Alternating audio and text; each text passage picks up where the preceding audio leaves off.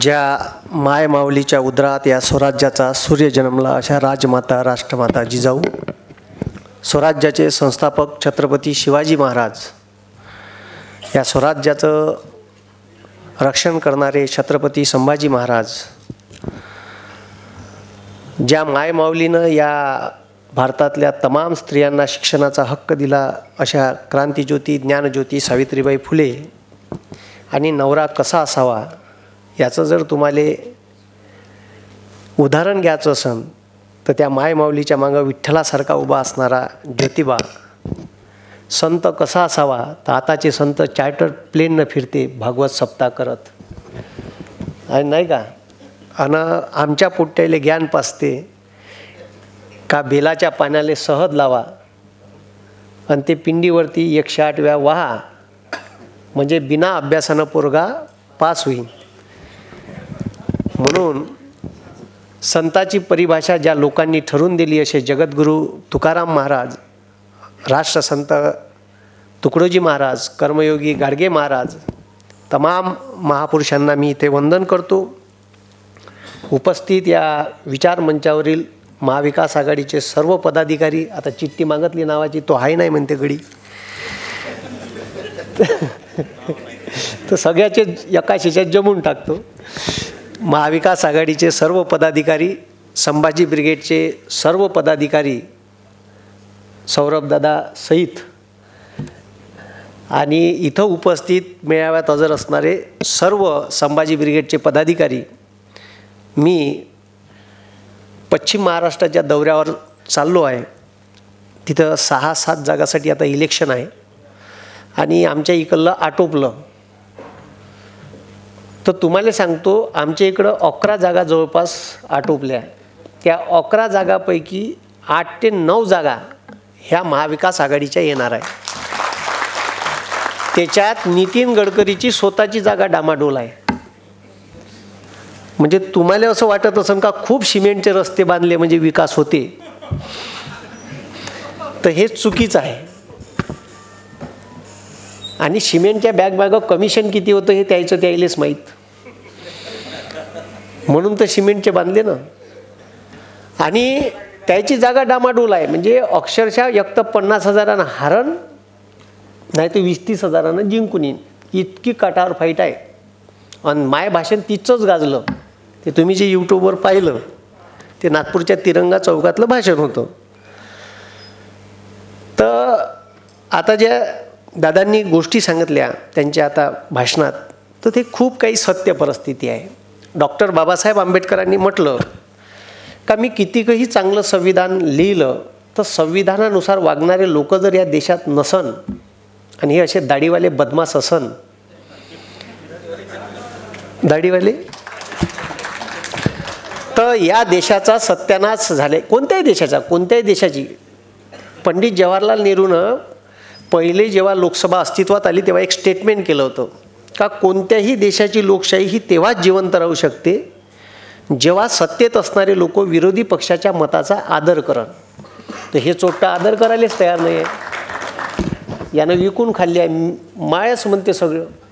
स्वतःच्याच भाषणात म्हणते मैं फकीर हूँ झोला लेके चल दियो. आम्हाला कर साल्या भिकारी, आमच्या गळ्यात दे एक. म्हणजे तो भिकारी आहे तर आपल्याला कटोरं घेऊन फिरवणार आहे तो.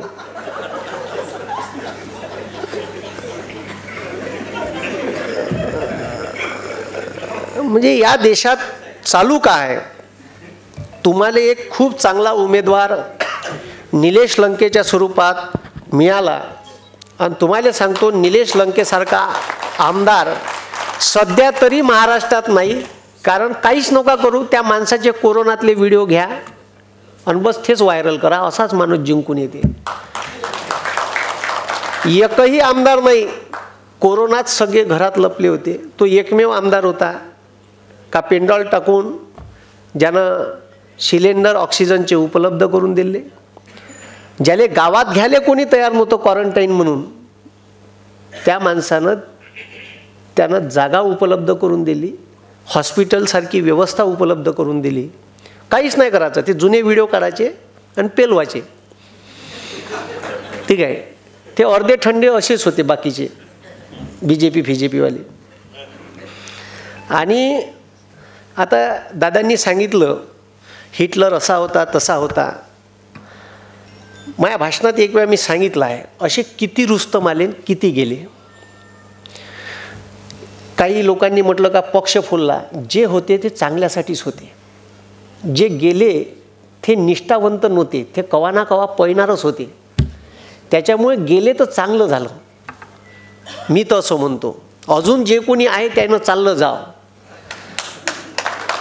त्यानं एक गोष्ट होते का जे जमिनीवरचे कार्यकर्ते राहते त्याईले चालना भेटते. पहिली गोष्ट का त्याईले सतरंजा सुचला लागेल भाऊ. ते आता कुठं मार्केटला येऊन राहिले.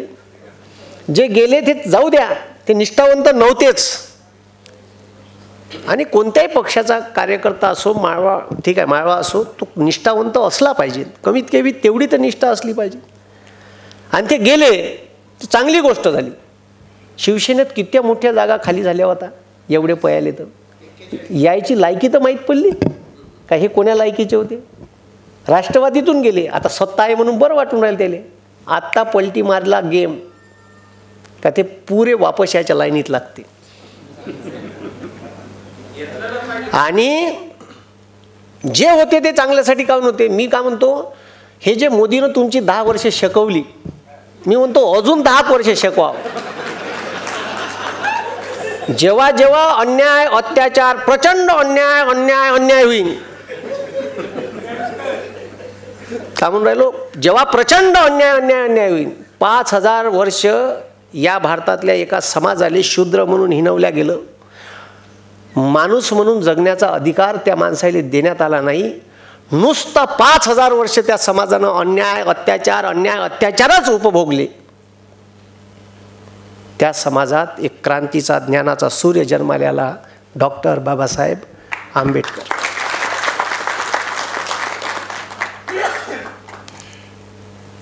या भारतावर मुस्लिम सत्ता आली, बरेच घराणे आले, तुगलक आले, मुघल आले. या भारतात त्याने सत्ता स्थापन केली. या भारतातल्या लोकांवर अन्याय अत्याचार केले. 600-700 वर्ष सत्ता उपभोगली, पण त्याले महाराष्ट्र जिंकता आला नाही. या अन्याय अत्याचारात एक क्रांतीचा स्वराज्याचा सूर्य जन्माला आला, तो म्हणजे छत्रपती शिवाजी महाराज. व्हायला पाहिजे ना असं. जेव्हा अन्याय अत्याचार होईल असं तुमचा नड्डा पिचकन, तेव्हाच तुम्ही हातपाय झाडाल. तोपर्यंत चालू द्या. शिवाजी जन्मावतो दुसऱ्याच्या घरात, काऊन चोट्या तुझ्या घरात जन्मला तर काही वाईट आहे का. नाही, दुसऱ्याच्या घरात पैदा झालं पाहिजे बदमाश पोट्ट. आता मी एवढं बोलतो, माझ्या बाप म्हणते तू एवढा कायले बोलतो रे म्हणते, एकटाच आहे.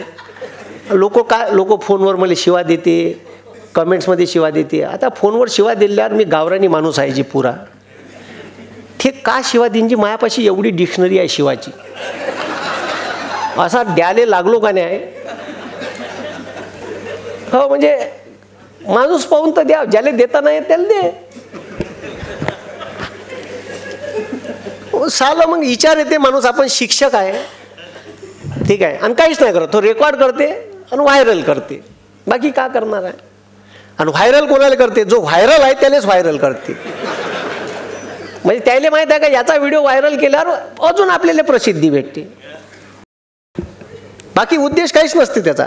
का याला शिवाय दिल्याने याचा व्हिडिओ व्हायरल केला तर याला प्रसिद्धी भेटते. आणि मी त्याला प्रश्न विचारणार, त्याच्यापाशी उत्तरं नाही आहे. का रे बाबू, माझ्या बापाचे DAPचे भाव 2014 माझ्या बाप शेतीत खत टाकते DAP, ते 538 रुपयाची बॅग होती, ते 1350 झाली. माझ्या बापानं वाढवली का नेहरूनं वाढवली, तर त्याचं उत्तर नाही आहे त्याच्यापाशी. का रे बाबू, पेट्रोल मार सांगितलं त्यानं, अच्छे दिन पेट्रोल 67 रुपये लिटर होतं अच्छे दिन मध्ये, ठीक आहे, बुऱ्या दिवसात. अच्छा दिवसात 116 रुपये गेलं.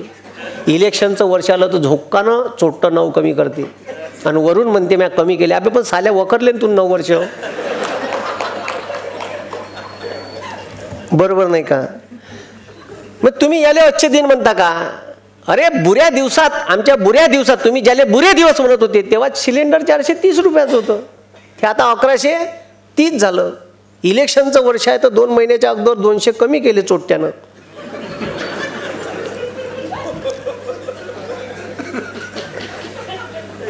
याले जर तुम्ही अच्छे दिन म्हणत असाल तर अजून शिकून घ्या,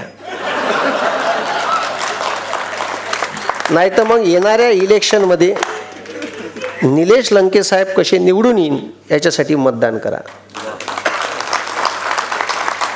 पण काहीच नाही करा. आता तुम्ही इथं 400-500 लोक आहे, तुमच्या एकाच्या मागं 50-100 लोक आहे का नाही? 50-100 एक माणूस 50-100चा आहे, कदाचित जास्त आहे. असं काहीच नाही करायचं. मतदानाच्या दिवशी इथं तुम्ही 500 लोक आहे, 500 गुणेला मी 100 पकडतो. ठीक आहे, किती लोक झाले? किती झाले? 50,000. किती झाले? हां, 50,000चं वोटिंग तर तुमच्यापाशी इथं बसलं आहे. तुम्ही का करायचं?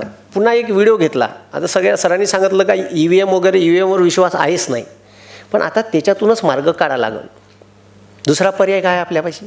आपण म्हणलं बॅलेटवर घेते का? ते नाही घेत, नाही घेत ना.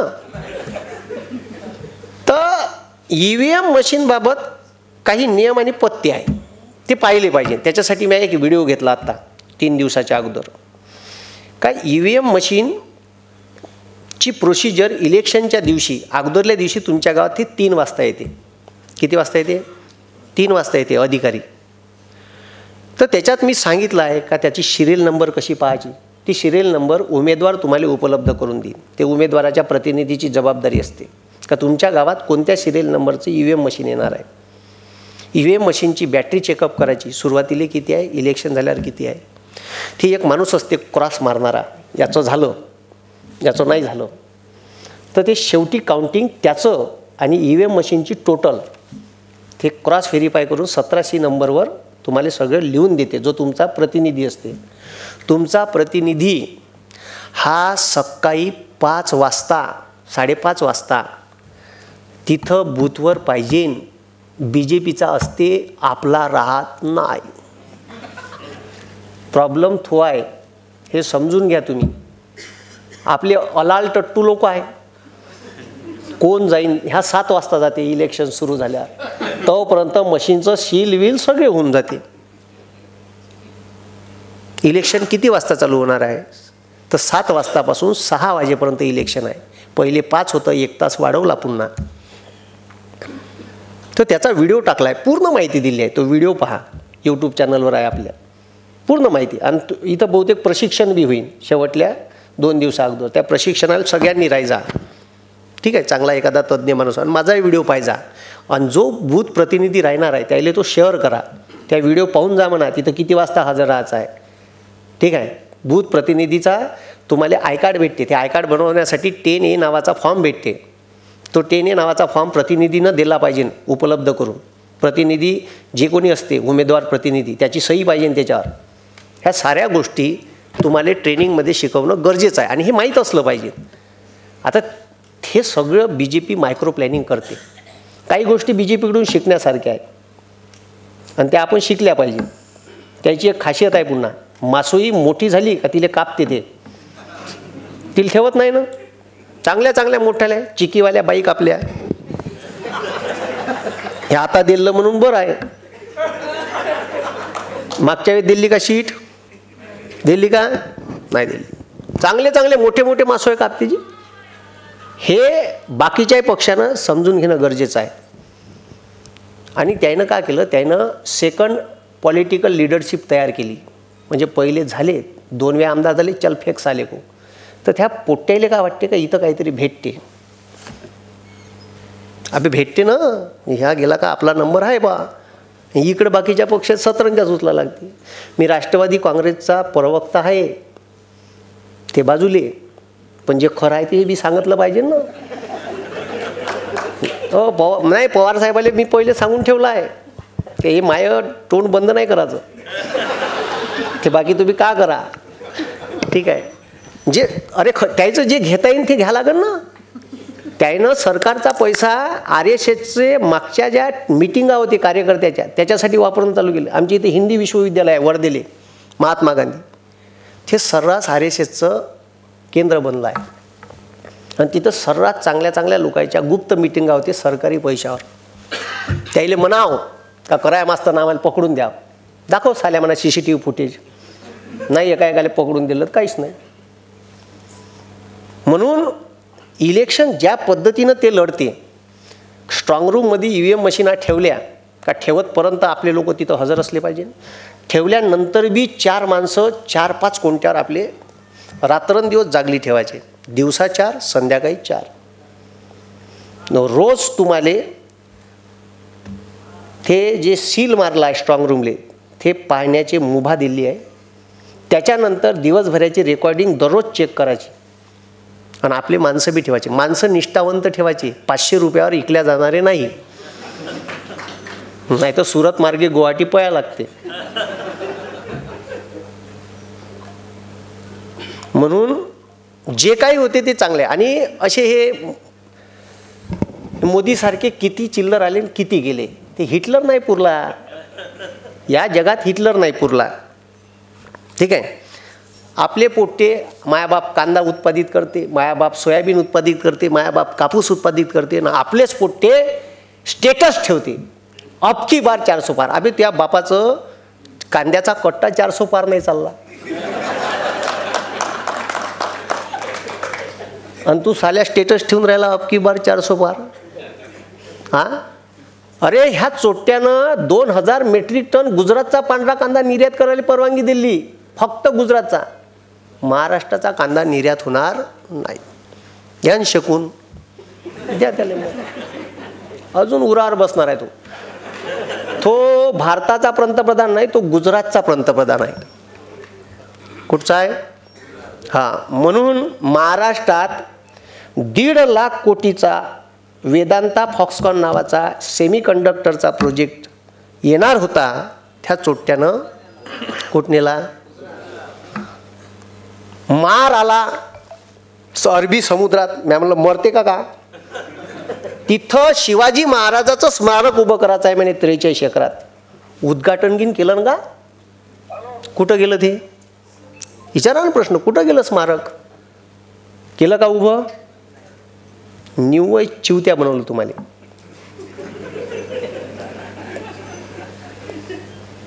अरे सत्य आहे ना. केलं का?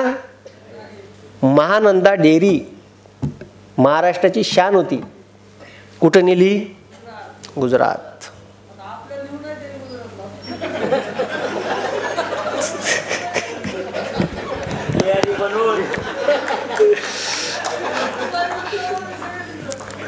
बरं ते तर सोडा, त्यानं काय केलं? गडचिरोलीत हत्ती होते आमच्या विदर्भात, हत्ती.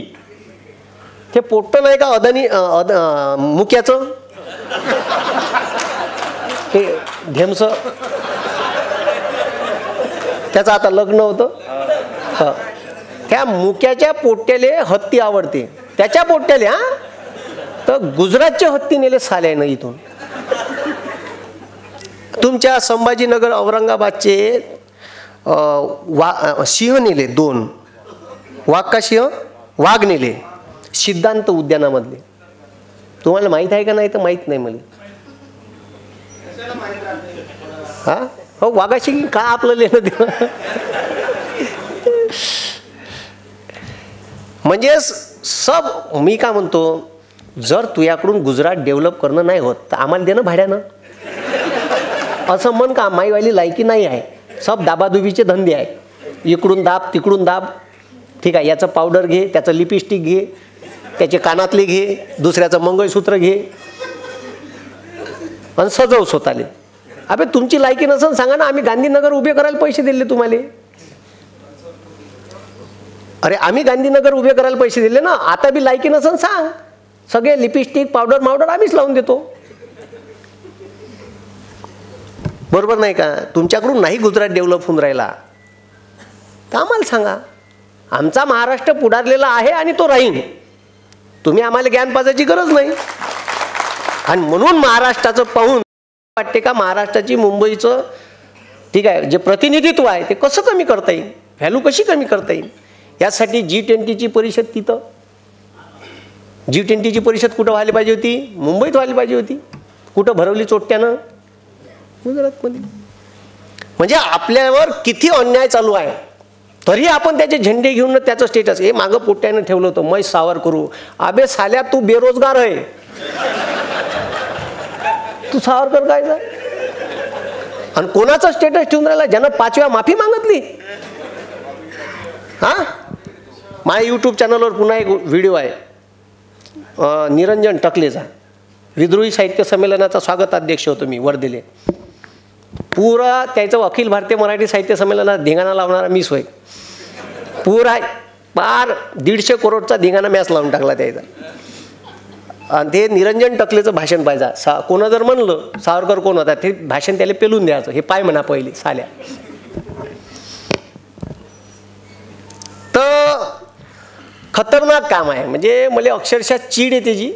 साले एवढा अभ्यास केल्याच्या नंतर असं वाटते, म्हणजे ह्या पहिला पंतप्रधान आहे त्या अग्निवीर भरतीमध्ये लग्नाच्या वयात पोट्याले रिटायर्ड करणार आहे.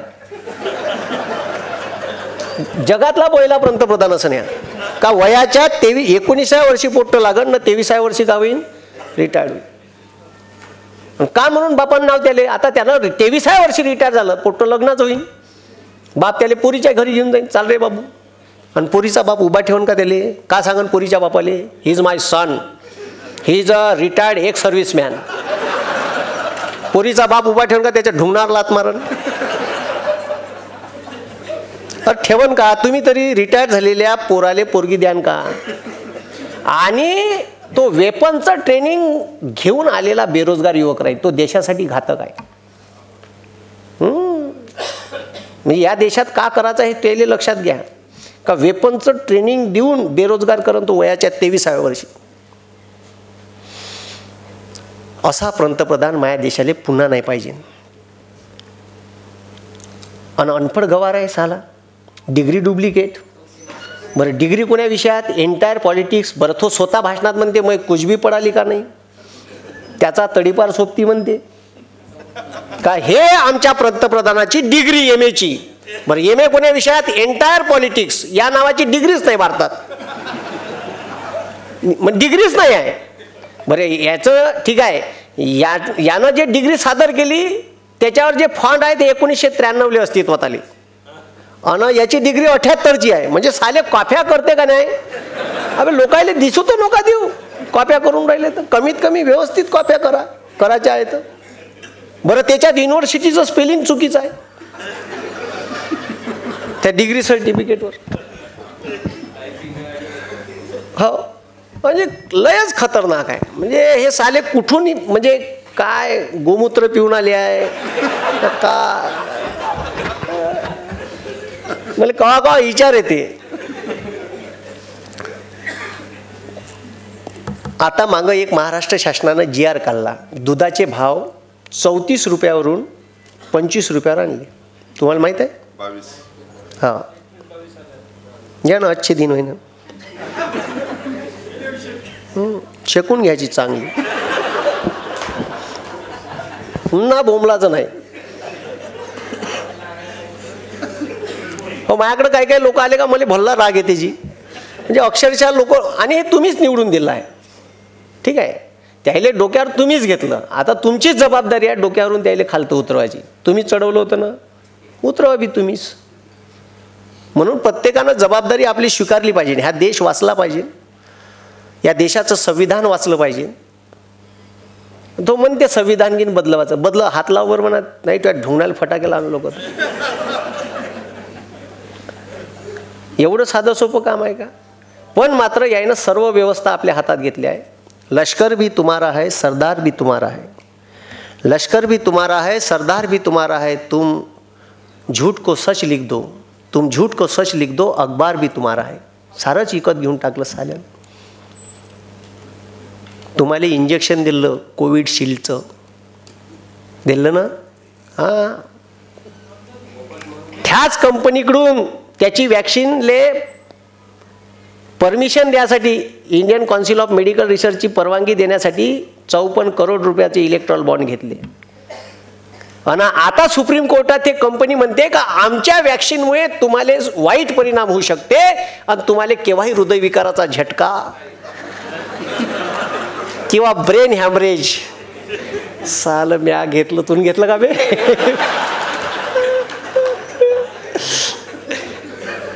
अबे त्यानं स्वतः नाही घेतलं, त्यानं नाटक केलं आहे इंजेक्शन घ्यायचं, माहित आहे का? त्याला सुईच नाही टोचली.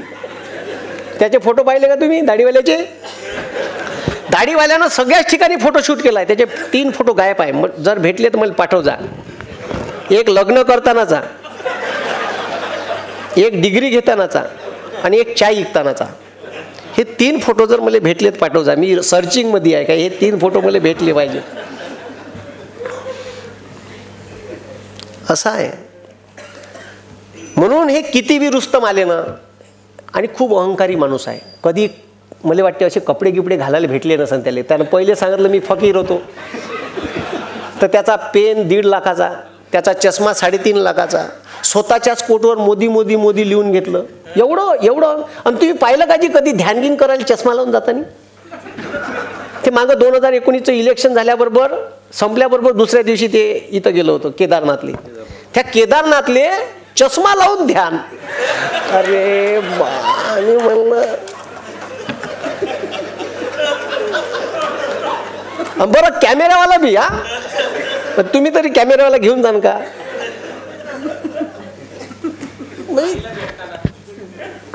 अरे आपल्याला हिंदू धर्म सांगितला, हे का चोट्टे हिंदू धर्माचं पालन करते जी? माय मेली तर टकलं नाही गेलं साल्यानं. अरे हिंदू धर्म म्हणते ना, माय मेली तर टकलं करायला पाहिजे का नाही? केशव पण करायला पाहिजे का नाही? स्वतः केलं का? स्वतः केलं का? बरं कुठे गेलं तर एवढं ताणते. त्या बांगलादेशात गेलं म्हणजे मी बांगलादेशाच्या स्वातंत्र्य चळवळीत होतो. तुझे वय का? स्वातंत्र्य चळवळ झाली केव्हा? तू किती वर्षाचा होता तेव्हा? म्हणजे अरे खोटं बोलायची लिमिट किती खोटं. बंगालचं इलेक्शन होतं तर रवींद्रनाथ टागोर सारखी दाढी वाढवली पठ्ठ्यानं. पुरा नौटंकी ॲटम आहे. म्हणजे मी सांगतो तुम्हाला या देशात, ठीक आहे, आणि ते मार म्हणते ना, ठीक आहे का? त्यानं म्हटलं होतं मनमोहन सिंग मुका पंतप्रधान. अबे आम्हाला मुका परवडला, तुझ्यासारखा फेकू नाही परवडला. 1.5 महिना झाला का टीव्हीवर येते, 1 महिना झाला का टीव्हीवर मन की बात. अबे साले काम की बात कर कुछ. मन की बात ऐकू कंटाळून गेलं आणि एवढं इरिटेट करून टाकलं जी. कुठेही त्याचा फोटो, पेट्रोल पंपावर त्याचा फोटो. आता कालला साल्यानं, ठीक आहे, काहून तर लोक का म्हणून काय. मी तर पेट्रोल पंपवाल्याला विचारतो काहून बाप्पूचा फोटो कुठं आहे बा? नाराय फोडतो एखादं. हां, कोविडचं वॅक्सिन दिलं त्याच्यावर फोटो. तुम्ही कोरोनात मेले त्या मृत्यू सर्टिफिकेटवर फोटो. एक इथं बी लाव. हे राहिलं आमचं शिल्लक. इरिटेट होऊन गेला आहे.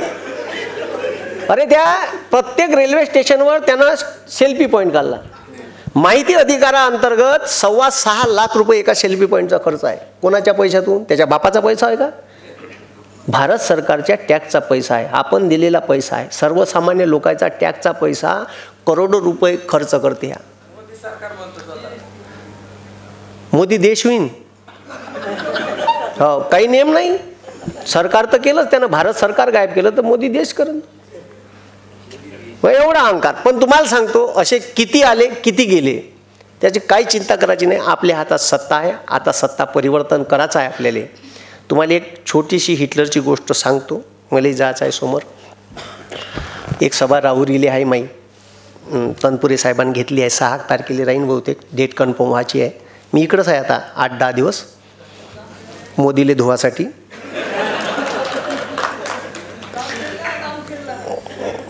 तर नाही, एकच दिवस आहे. हां, एक दिवस तुमच्या मतदारसंघात आहे मी. ठीक आहे. का चालू होतं मी? हां, तर असे काही रुस्तम आले, काही गेले. काही टेन्शन घ्यायचं नाही. ठीक आहे. टेन्शन फक्त या भारतातल्या बेरोजगार युवकाचं, शेतकऱ्याचं मला खूप वेळ येते. ठीक आहे.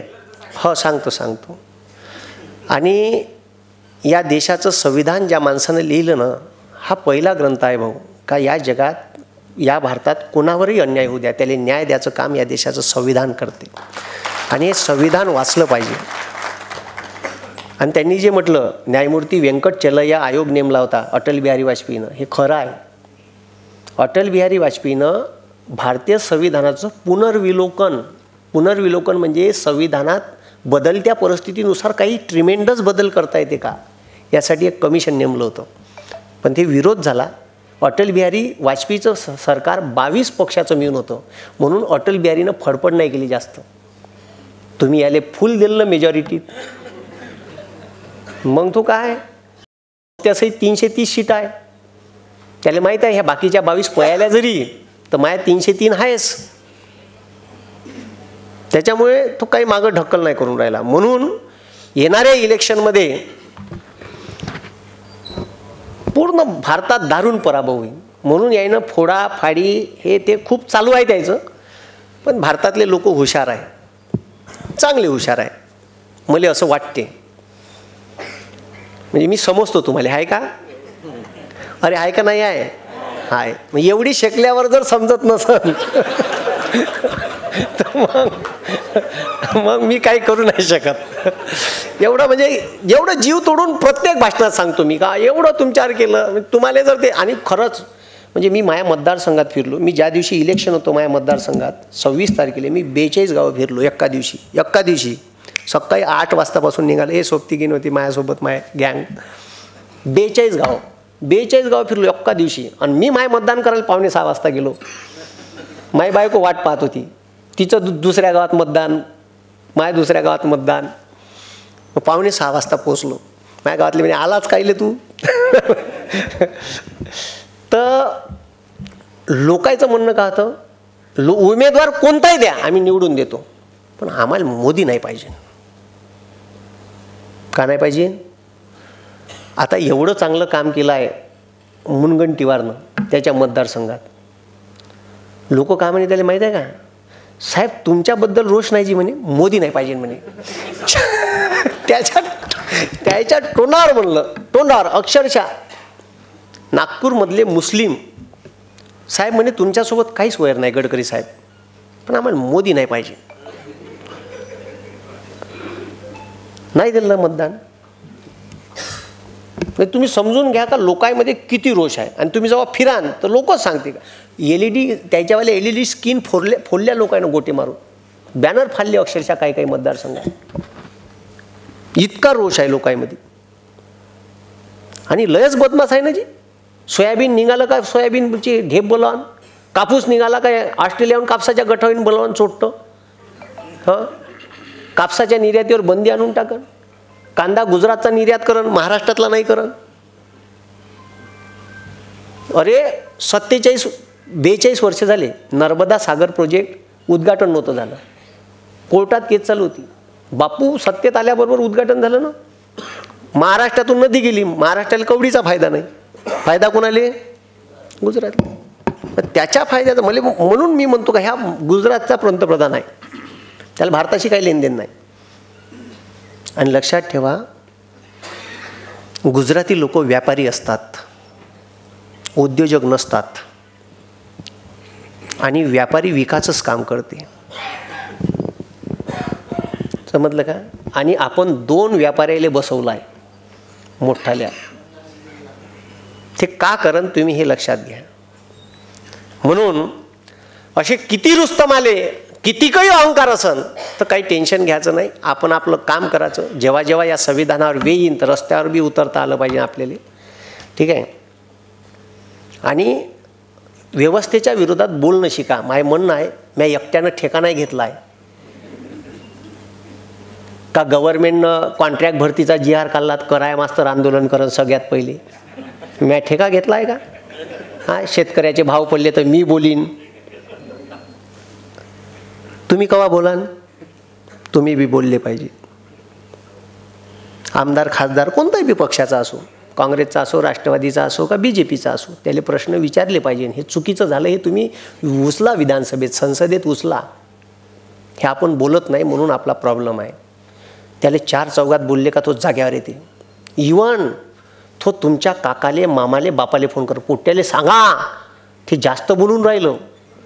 आणि आपल्या पोट्यानं असं बोललं त्याला आडवं तिडवं तर आपल्या पोट्याला शाबासकी द्यायची, आपल्या पोट्याला झापाचं नाही. जगद्गुरु तुकाराम महाराज म्हणते, पुत्र असावा ऐसा गुंडा ज्याचा तिन्ही लोकी झेंडा. गुंडा म्हणजे काय, मर्डर, हाफ मर्डर करणारा का? नाही, ह्या व्यवस्थेच्या विरोधात बोलणारा. म्हणून याले जर वाटत असेल का माय या भारतावर राज्य मी मरतपर्यंत या देशाचा पंतप्रधान राहायला पाहिजे, हिटलरचं स्वप्न होतं मी जगावर राज्य करीन. गॅसच्या चंबरमध्ये टाकू टाकू मारली जी लोक, अशी चंबरमध्ये टाकलं, झाकण लावलं, क्लोरीन गॅस टाकली का 5 मिनिटात लोक मरून जाई. 400-500 बुलडोजरनं असे काढे, गड्डा खोदेन, बुलडोजरनं धकावेन, त्याच्यावर माती टाके. असा हिटलर बदमाश होता, भयानक होता हिटलर.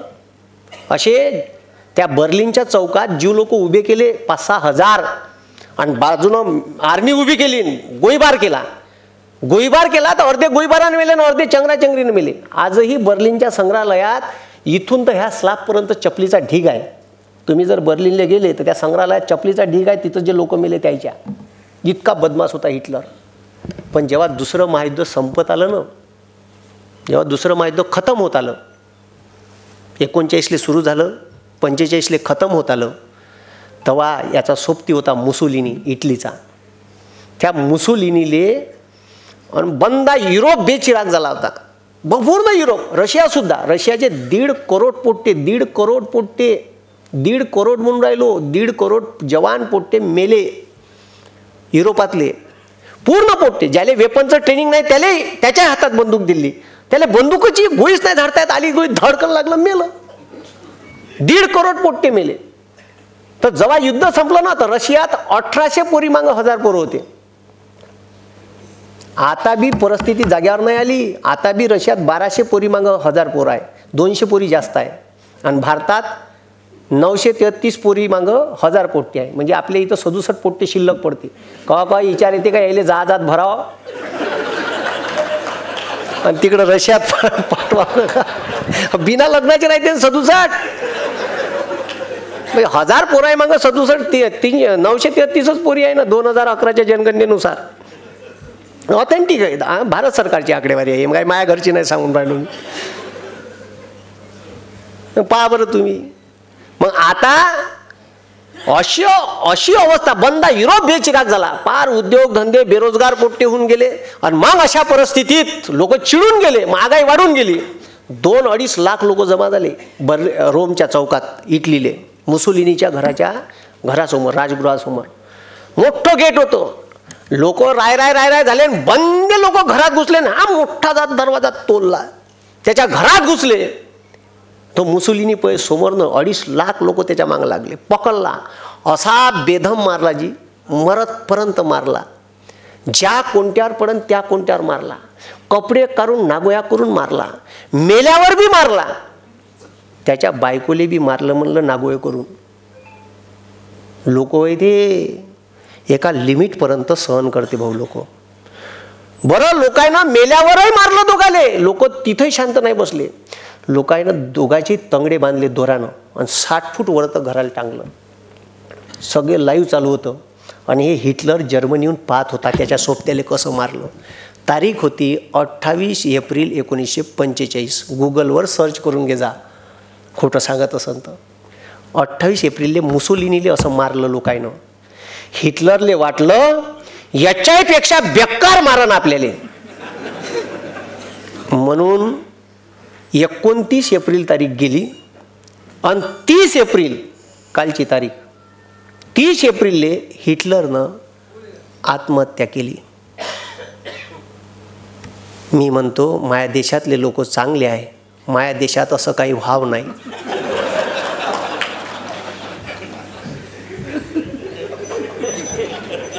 एवढीच अपेक्षा मी तुमच्याकडून करतो.